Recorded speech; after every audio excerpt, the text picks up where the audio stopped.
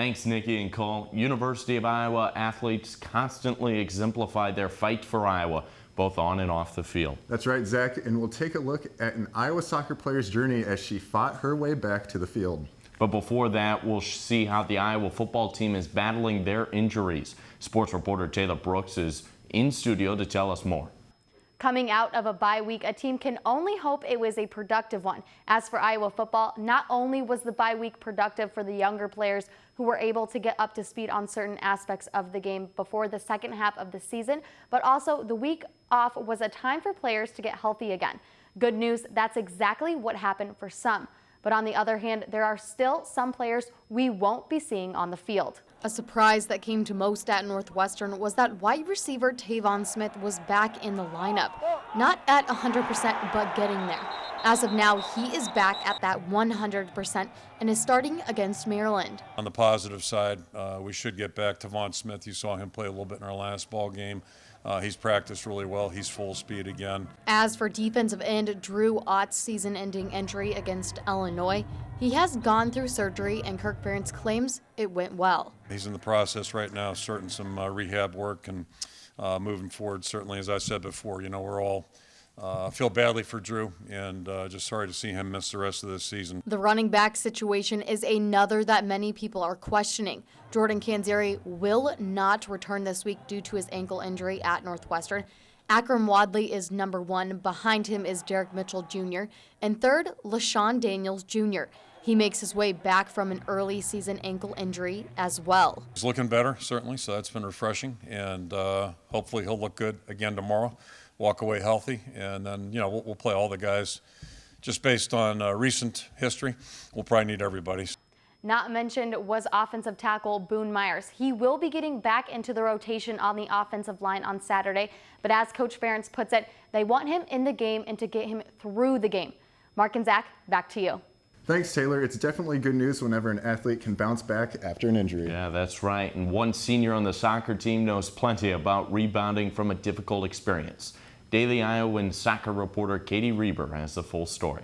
One name many Iowa soccer fans are familiar with is Brooke Backus. However, a lot of fans probably don't know about all of the adversity and experiences this player has had. I sat down with the senior leader who dished to me about everything from how she started the game to where she is now.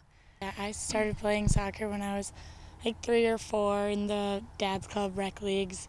And I did that probably until I was 10-ish. Sticking with the sport she loves proved to be beneficial for Brooke as it took her many places. I'm from Indianapolis, so I played on a ECNL team, so we traveled all over the U.S. Eventually, her passion for soccer landed her in black and gold, but before she got her big break as a Hawkeye, she was dealing with another break.